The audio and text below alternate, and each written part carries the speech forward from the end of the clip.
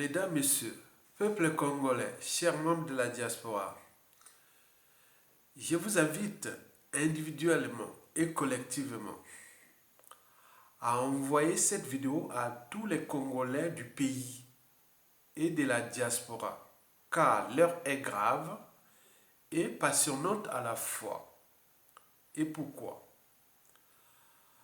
Parce que, d'une part, l'Afrique est à deux pas soit de se libérer des griffes occidentales et commencer son décollage économique et ou d'autre part d'être définitivement broyé comme depuis le XVe siècle. Pour ce faire, je vais devoir diviser cette mini-conférence en 4 parties. La première partie, c'est quoi les valeurs occidentales qui ont été vendues au monde entier au cours déjà de ces 30 dernières années. 2. La deuxième partie concerne comment ces valeurs occidentales nuisent gravement à l'évolution du continent noir. 3. Pourquoi l'heure est grave pour l'Afrique et par translation notre pays aussi, parce qu'il fait partie de l'Afrique. Tous les problèmes qui concernent l'Afrique nous concernent aussi, nous Congolais, puisque nous sommes un pays d'Afrique. 4. Quatrième et dernière partie. Pourquoi sommes-nous à deux pas de la libération de l'Afrique noire?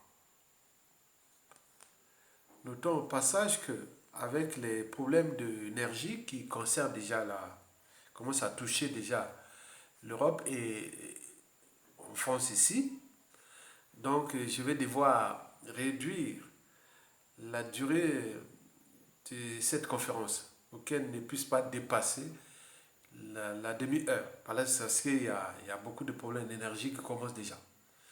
Donc je pense que la semaine prochaine, il va y avoir des coupures d'1 heure pour l'énergie en France ici. Donc c'est une information capitale. Et donc par exemple, là où je me trouve, donc entre 9h30 et 10h30, il n'y aura pas d'électricité. Donc il faudra en tenir compte déjà la semaine prochaine, mardi. Alors, mesdames, messieurs, peuple congolais, chers membres de la diaspora, traitons la première partie. C'est quoi les valeurs occidentales qui ont été vendues au monde entier au cours déjà de ces 30 dernières années? Il y en a plein, hein? Donc, pour ma part, je connais au moins une quinzaine de valeurs occidentales. Bon, qui plus ou moins sont applicables et moins transposables partout dans le monde. Donc, je vais prendre déjà les 5 principales valeurs occidentales. Parce que ici en Occident, et quand l'Occident ou les Européens ou les Occidentaux parlent des valeurs occidentales, bon, ils cherchent à les appliquer chez nous ou les transposer ou beaucoup de choses comme ça. Donc pour moi, en fait, il s'agit bien là des pressions ou des chantages autres, parce que ces valeurs-là, l'Occident ne pourra pas les faire appliquer là-bas sans contrepartie. Donc c'est ça qu'il faut en tenir compte. Et donc je vais vous citer 5 valeurs ou voilà, 5 principales valeurs occidentales.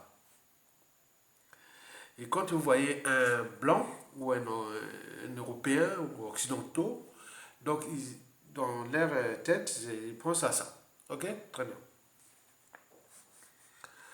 La première valeur, c'est la défense des libertés fondamentales. La liberté de penser, de réfléchir, la liberté d'opinion, la liberté d'expression, d'association et autres. Ok? Très bien. La deuxième valeur occidentale que vous devez en tenir compte, c'est la défense des droits fondamentaux. L'accès à la sécurité, à l'éducation, à la nourriture, à l'eau potable, à la vie privée et beaucoup de choses comme ça. Ça, ce sont des valeurs occidentales. La troisième valeur, c'est la défense de la démocratie ou du pouvoir du peuple par le peuple ou pour le peuple. Ce qu'on appelle élections libres, transparentes et autres. La quatrième valeur occidentale que je connais, c'est la souveraineté des nations. C'est même écrit dans les chartes et conventions, tout ça des Nations Unies, hein, la souveraineté des nations. Et enfin, la dernière valeur occidentale, c'est ce qu'on appelle la libre-échange économique, commercial, hein, ce qu'on appelle le capitalisme, voilà. Voilà. Donc tout ce qui concerne le produit intérieur brut, voilà. Donc l'économie, hein, ok. Donc je résume pour ces 5 valeurs-là, qui sont des valeurs occidentales. Premièrement, la défense des libertés fondamentales. 2, la défense des droits fondamentaux. 3, la défense de la démocratie. 4, de la souveraineté. Et 5, tout ce qui concerne l'économie, le marché, la libre entreprise, la concurrence, le capitalisme, les produits intérieurs bruts, tout ça. Voilà, vous avez tout compris. Par ailleurs, vous devez retenir que ces valeurs précitées ne sont pas universelles, c'est-à-dire applicables et ou transposables de gré ou de force partout ailleurs dans le monde. Fort heureusement. Et pourquoi?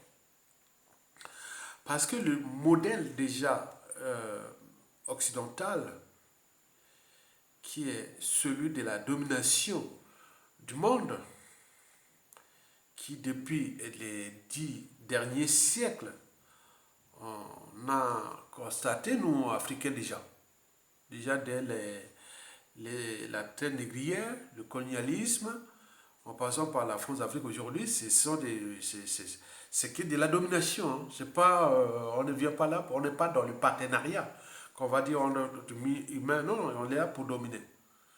Donc les rapports de force et autres, vous devez en tenir compte, vous devez avoir toujours ça dans la tête, qui ne sont pas là pour soit déjà coopération, tout ça. Non, on est dans les rapports de force. Donc depuis la traite négrière, là on nous a déportés vers les Amériques. Ça, c'est pas encore terminé cette affaire-là, au niveau des contentieux historiques. Puis arrivé le colonialisme, on en connaît, on a partagé l'Afrique. Et après arrivé la France-Afrique, et voilà. Donc c'est un modèle occidental de domination, de rapport de force. Donc, et c'est régi par les lois, règlements, conventions, traités et par des piliers que je vais vous en citer. Donc en fait, le modèle de domination occidentale repose sur 3 piliers, décrit par le professeur agrégé de philosophie de l'université, le professeur Niamsi ou à Cameroun. Donc, le premier pilier, c'est l'exploitation. Donc, vous avez la terre négrière, c'était l'exploitation. Même la colonisation, c'était l'exploitation. Donc, et la force Afrique aujourd'hui, c'est l'exploitation. On gère les colonies. On est bien d'accord? C'est toujours l'exploitation. Des matières premières, des tout, tout, tout. OK?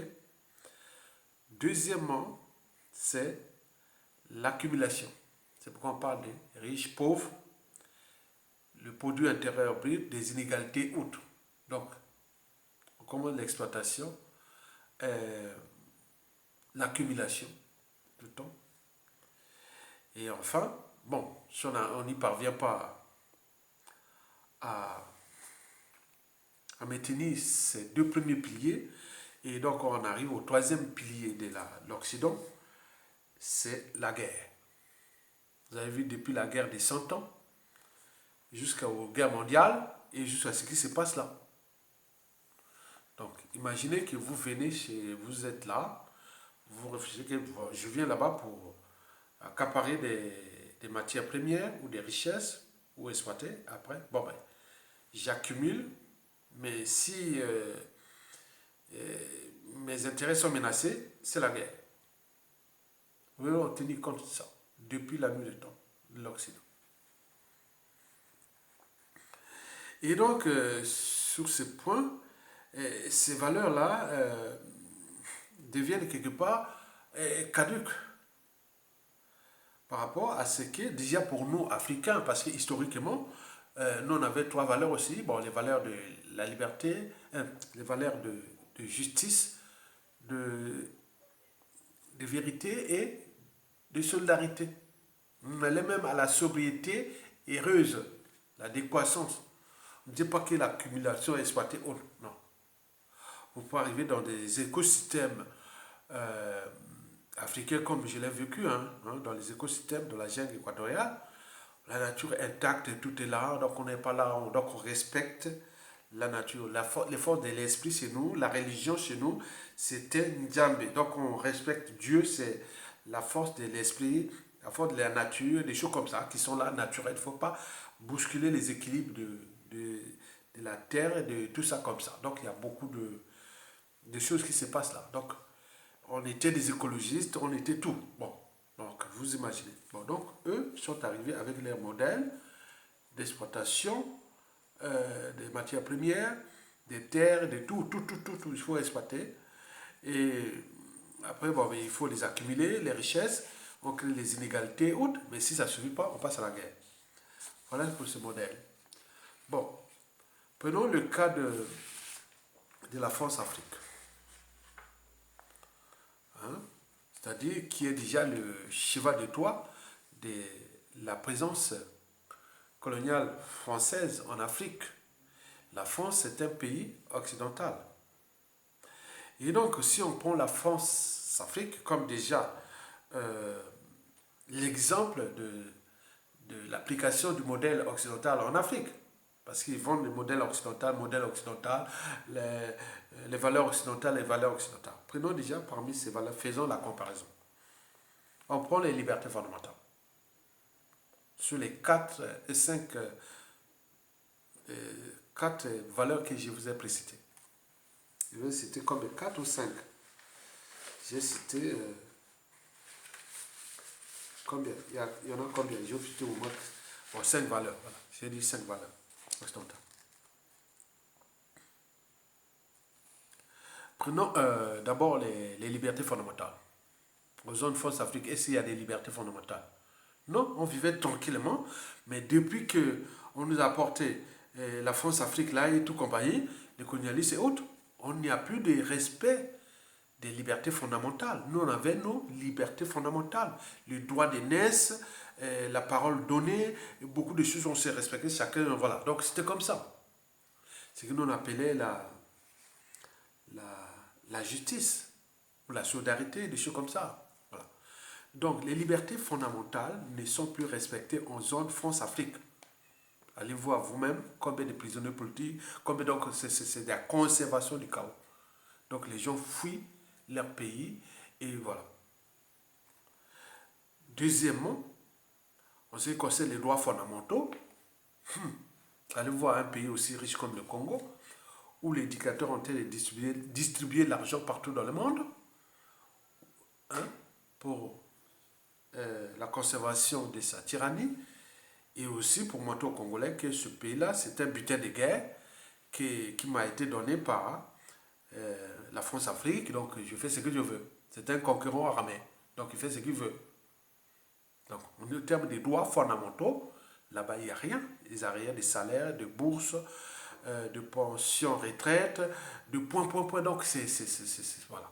Donc, on sort du cadre même historique de ce que l'humanité africaine avait comme valeur. Donc là, il n'y a plus, on n'est plus, donc c'est quelque chose qui est quand même bizarre. Il faut se dire qu'on ne pouvait pas faire ça en Afrique, historiquement.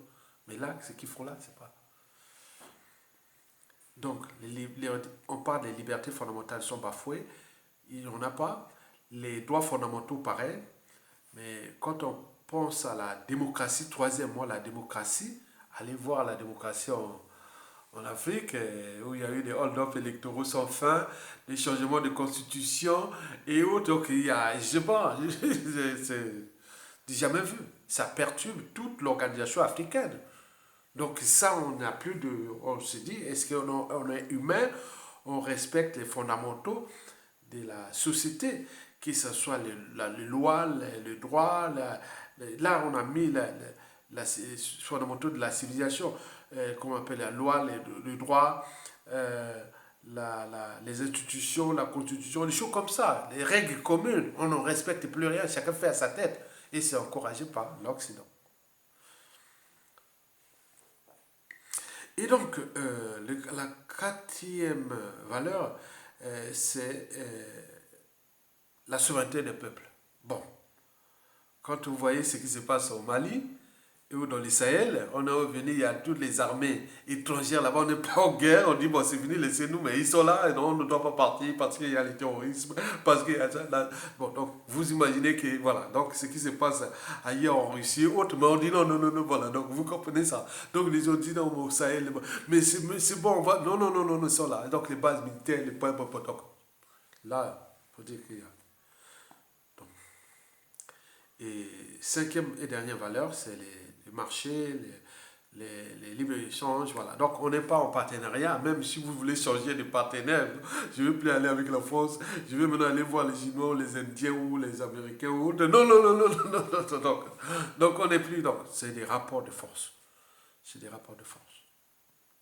Donc, sur ce point, la France-Afrique, quelque part, devait être le mouton noir des valeurs occidentales précitées.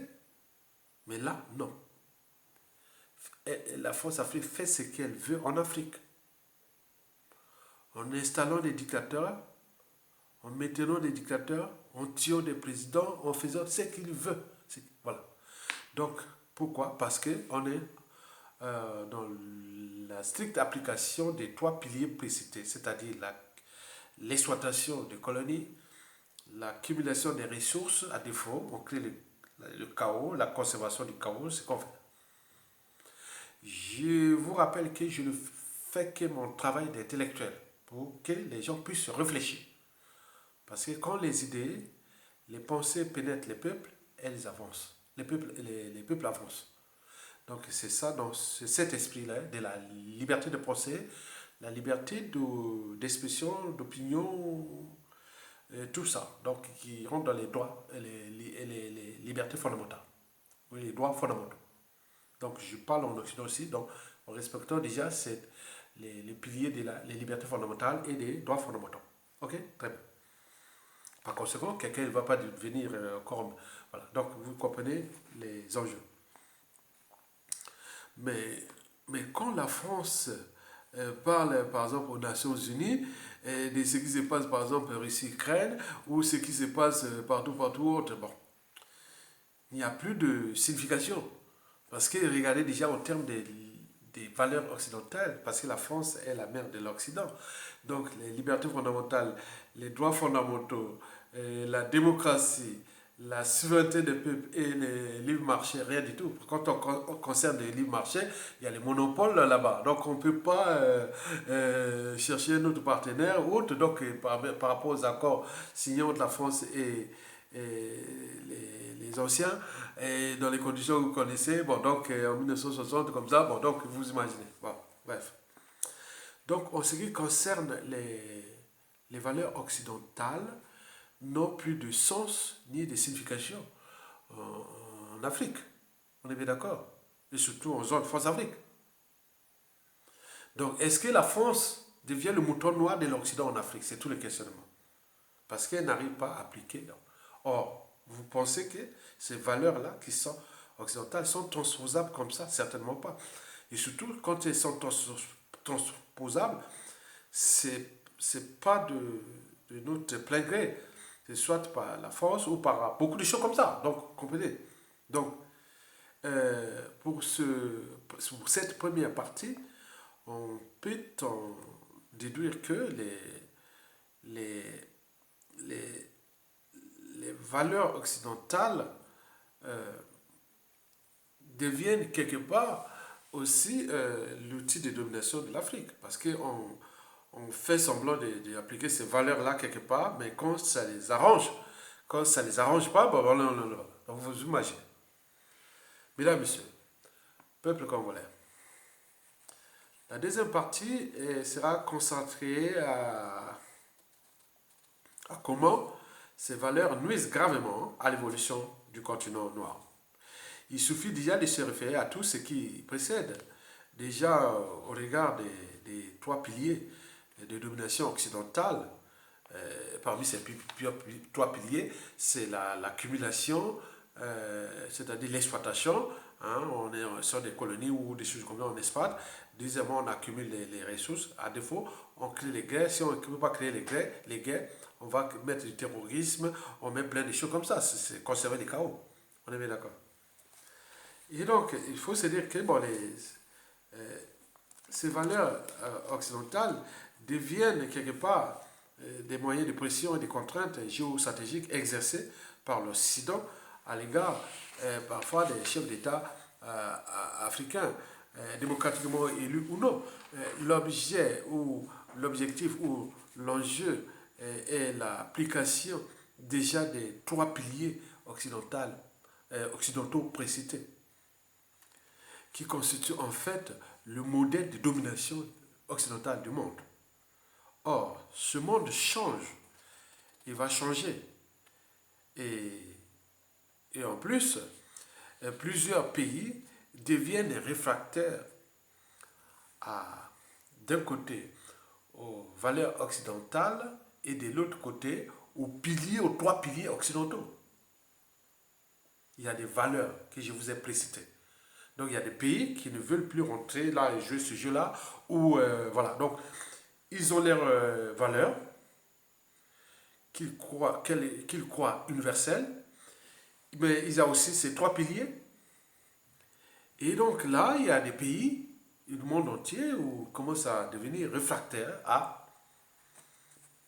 c'est-à-dire ils refusent que tout ce que l'Occident amène, c'est pour dominer, c'est pour leurs propres intérêts, c'est pas pour l'intérêt de l'Afrique ni du monde, c'est pour leurs intérêts de domination du monde. Donc, pour faire tout simple comme ça. Donc, tout ce qu'on fait de l'Occident, si vous voulez vivre les valeurs occidentales, vivez ça en Occident, mais ailleurs, c'est pas transposable parce que ces valeurs-là, ailleurs dans le monde, ils sont appliqués dans le seul but de ces trois piliers-là, c'est-à-dire l'exploitation des matières premières, l'accumulation des richesses et de tout ça là, voilà. Et après, bon, ben, si ça ne suffit pas, on crée les guerres. Il n'y a que les guerres.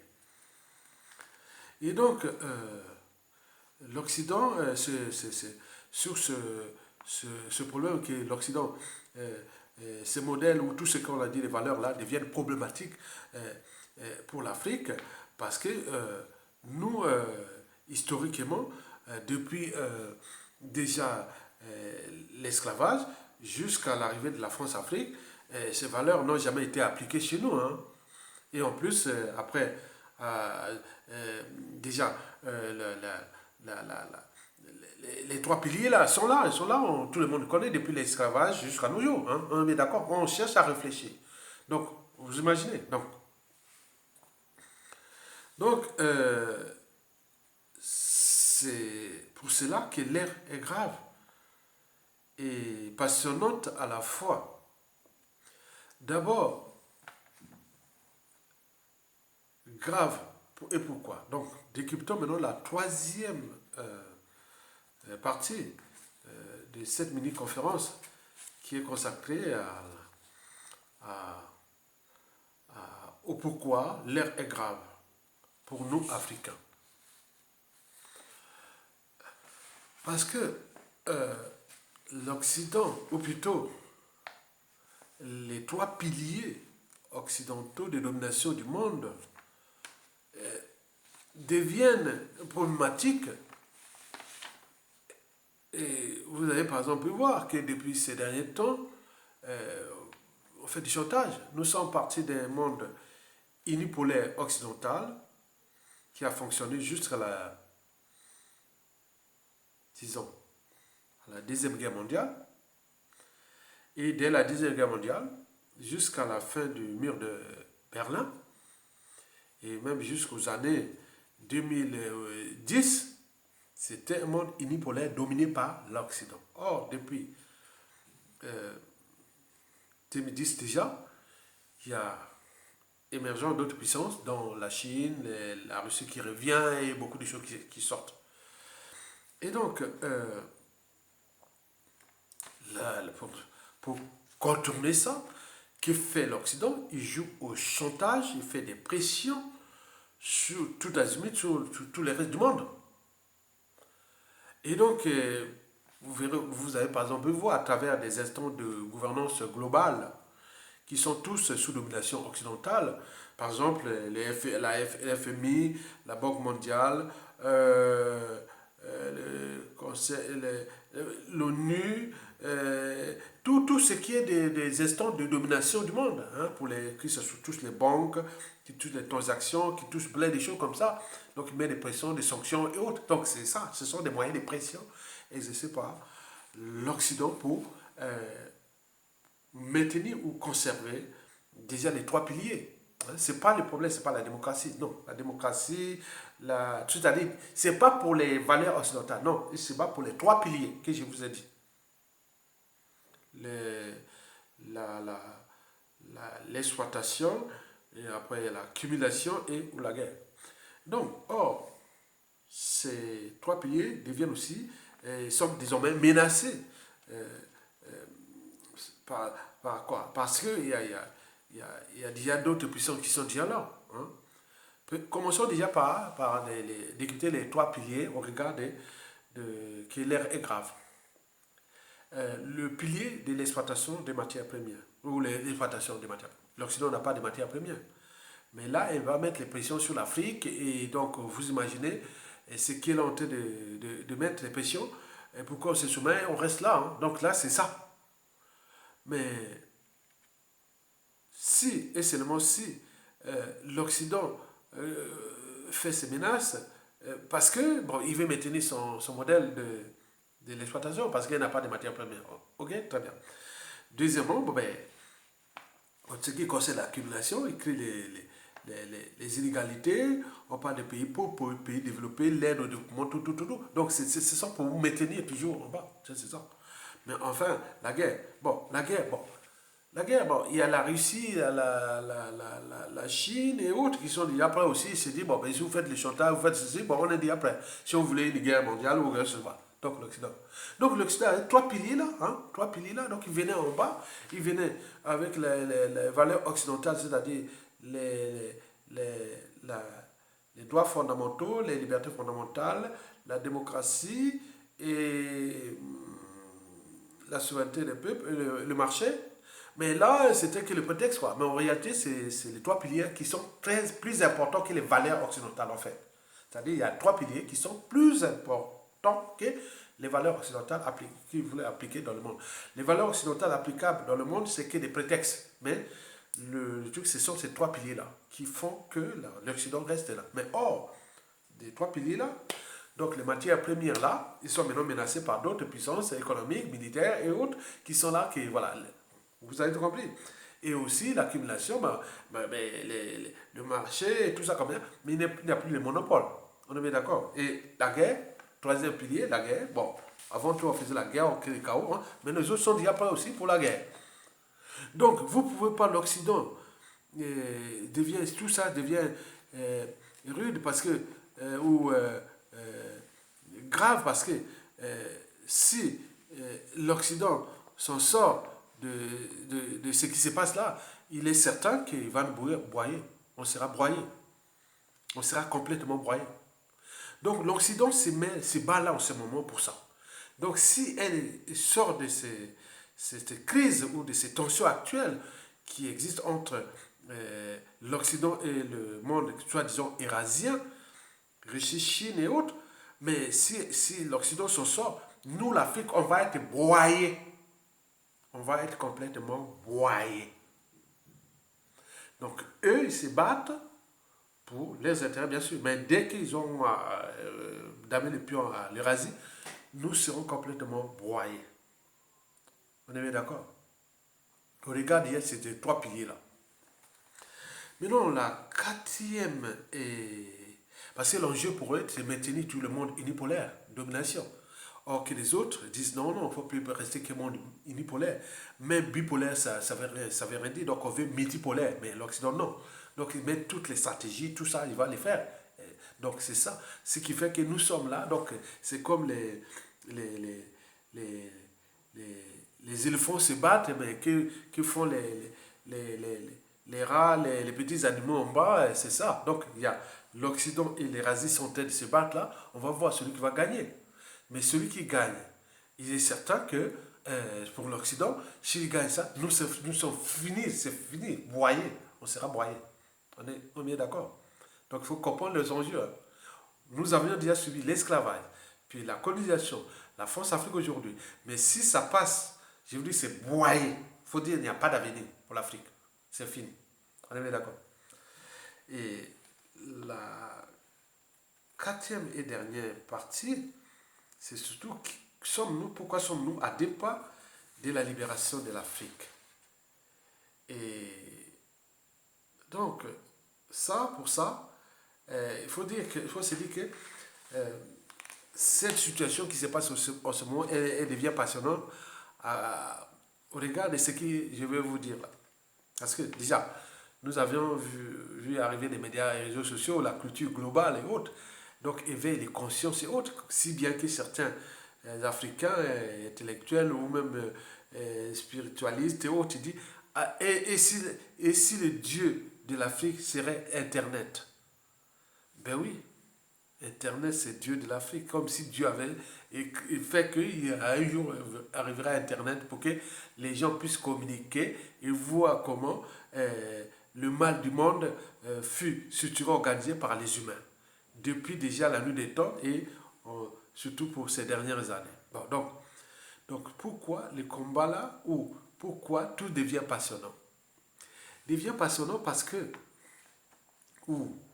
la libération de l'Afrique est proche parce que déjà, il n'y a pas un seul Africain qui a au moins un cerveau, une âme et une conscience, qui, au creux de son lit, ou quand il se rase le matin, peut se dire que, ça c'est vraiment le vrai visage de l'Occident. Donc vous voyez maintenant le vrai visage de l'Occident. C'est maintenant exposé aux yeux du monde entier. Donc tout ce qui concernait les valeurs occidentales sont des vraiment caduques, sont peut-être applicables ici, mais ils ne sont pas transposables en même temps. Ce n'est pas le but de l'Occident de nous apporter ces valeurs, non, occidentales, non. Mais là, avec ce qui se passe avec la guerre en Russie et le conflit avec l'Eurasie, donc l'Occident est en train de monter aux yeux du monde son vrai visage. Et donc beaucoup apprennent de l'Occident. Que l'enjeu de l'Occident, parler des valeurs occidentales, c'est un non-sens, aucune signification. Donc en fait, l'Occident se bat pour ces trois piliers. L'accumulation, l'exploitation et où, à défaut, s'il n'y a pas, on fait la guerre. Or, la guerre, les autres sont déjà prêts aussi à attendre la guerre, que ce soit même nucléaire, on est d'accord. Mais là, ils sont tout coincés. Ce qui fait que le combat là devient passionnant. Donc, le visage de l'Occident est désormais exposé aux yeux du monde entier. On voit pourquoi l'Occident continue à conserver les chaos en Afrique. Donc, ces trois piliers-là. Or, les jeunes d'aujourd'hui, oui, tout le monde, toute l'Afrique s'éveille, donc ils écoutent. Donc, quand les idées pénètrent les peuples, les masses, ces peuples avancent et deviennent puissants et autres. Vous avez compris? Très bien. Le, ce qui est vraiment passionnant, et la libération de l'Afrique qui est déjà imminente, c'est qu'on voit aussi l'impuissance de l'Occident. On le voit là, déjà, on le voit, hein, déjà les problèmes de matières premières, parce que l'Occident n'a pas de matières premières. Donc, la Russie a ses matières premières, ils sont ailleurs. Maintenant, il va chercher en Afrique. Mais en Afrique, il y a maintenant de plus en plus de conscience réfractaire qui commence. Donc, l'Occident va être de plus en plus coincé. Peut-être qu'il va faire sortir ce qu'il a, son levier de la guerre. Mais la guerre, elle a entraîné les chaos en Afrique, les djihadismes, les dictateurs et autres, mais ça n'a pas suffi. Bon, les Africains s'éveillent de plus en plus. Donc, on voit bien l'impuissance de l'Occident face à l'Eurasie. Donc, les chantages, les menaces, les sanctions et autres n'ont aucun effet.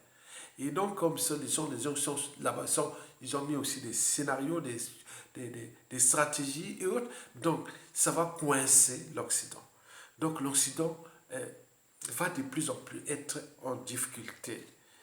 Et donc là, et pour ce faire, donc l'Afrique va en profiter quelque part parce que l'Occident va venir sur quelle valeur? Il va dire, ah oui, bon, maintenant on vient maintenant on va maintenant appliquer les valeurs occidentales. Bon, ok, dans ces cas, bon ben, nous allons bénéficier. Donc il n'y aura plus d'indicateurs, il y aura la liberté des peuples, il y aura plein de choses, puisque si, et seulement si, elle continue à rouler tout le monde dans la farine comme ça, mais en Afrique, on en a bien compris que l'Occident, l'enjeu de l'Occident en Afrique, ce n'est pas les valeurs occidentales, c'est pour les trois piliers. Mais or, ces trois piliers sont menacés. Et aujourd'hui, l'Occident on voit l'impuissance de l'Occident.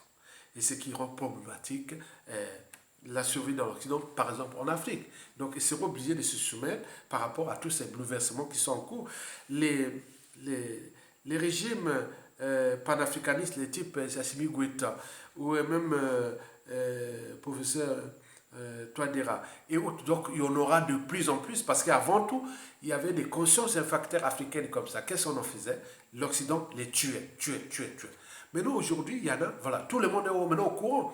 Donc il s'est porté ces régimes-là qui sont des régimes panafricanisme ou pas anti-Occident. Ils veulent qu'on soit libre et digne chez nous, qu'on nous respecte, qu'on nous laisse trouver des partenaires là où on veut. S'il y a des Africains qui veulent travailler avec l'Occident, hein, je vous dis sincèrement, hein, il y a des gens qui ne quitteront jamais l'Occident. Hein.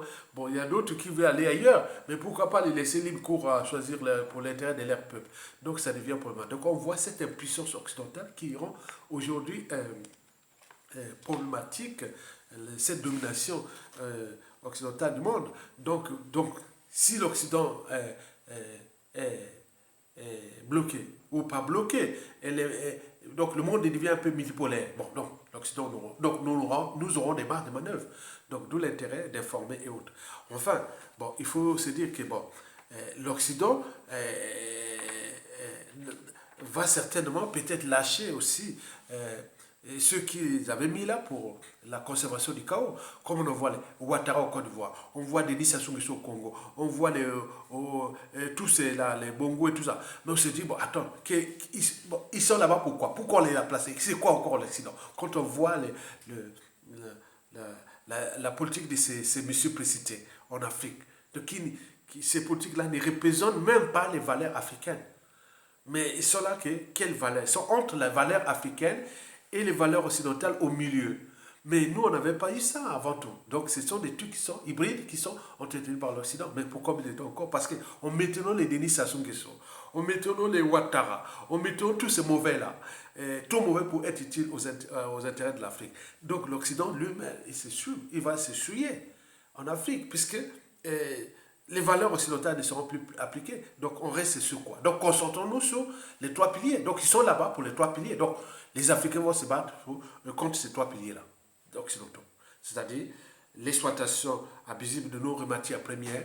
2, la création des inégalités, c'est-à-dire la conservation du chaos. À défaut, ils veulent entraîner des mini-guerres, des guerres, le terrorisme et autres. Donc, on a compris, c'est là où les Africains doivent concentrer leur réflexion sur les 3 piliers-là. Okay? Les Occidentaux sont en Afrique d'abord pour ça. Parce que les valeurs occidentales, c'est ici, en Occident. Mais pour nous, c'est les valeurs, là, nous avons nos valeurs qu'on doit les repenser. Les valeurs de la justice, de la vérité et de la solidarité. On allait même à la sobriété heureuse. Donc, vous le savez très bien. Donc, voilà pour la mini-conférence là que je vous ai fait vite fait parce que je ne voulais pas que ça soit long. Voilà, c'est tout qu'on pourrait pas passer 2 heures, 3 heures. Il y a beaucoup d'arguments là, j'ai beaucoup de ça, mais je ne peux pas. Voilà. Donc, pour résumer, hein, donc, d'un côté, l'Occident est grillé parce que ses valeurs ne sont plus universelles dans le monde parce que, bon, elle n'a pas défendu, l'Occident n'a pas défendu ces valeurs-là dans le monde. Donc ces valeurs-là, ils venaient simplement pour, c'était le prétexte pour les 3 piliers de sa domination du monde depuis la nuit des temps. C'est-à-dire l'exploitation des matières premières, 2, l'accumulation des inégalités, et 3, les guerres, quand ça ne suffisait pas, on faisait les guerres. En Afrique, ils ont créé ce qu'on appelle la conservation du chaos. On met des millions, on met des djihadistes. Vous voyez ce qui se passe au Sahel. J'ai jamais vu. Donc c'est ça vraiment l'Occident grillé. Regardez ce qui se passe au Sahara, dans le Sahara. C'est vraiment la mémoire de l'Occident qui vraiment est là. Donc là, on tente de griller ça, mais ça va s'arrêter. Mais quand on n'aura plus ces mécanismes de la création du chaos pour l'exploitation des matières premières, pour la domination africaine et autres. Mais ouais, qu'est-ce que ça va faire? Bon, là, il y a aussi d'autres puissances qui viennent avec d'autres valeurs, comme la Russie, la Chine, qui se disent, bon, ben, nous, on n'a pas ces valeurs-là, mais nous, on n'a pas d'ingérence, on n'est pas les néocolonialistes, on n'est pas bien entendu. Mais ça passe. Mais ce sont des processus. Donc, quand il arrive dans un processus, quand ce sont bons, bon, on va là. Mais peut-être ça va être caduque après. Mais nous, on est resté dans un système caduque occidental depuis l'esclavage jusqu'à nos jours. Maintenu pour ça. Mais pour combien de temps encore? Mesdames, Messieurs, excusez-moi, la vidéo a pris encore 12 minutes de plus. Je voulais arrêter à la demi-heure pour aller vite parce qu'on a beaucoup de choses à faire. J'ai résumé vite fait. Bon, écoutez. Bon, on laisse là pour ceux qui veulent aller pour aller nourrir le débat. Et vite fait parce que voilà. Donc, c'est ça que je voulais dire. Merci beaucoup, Togolonga. À bientôt.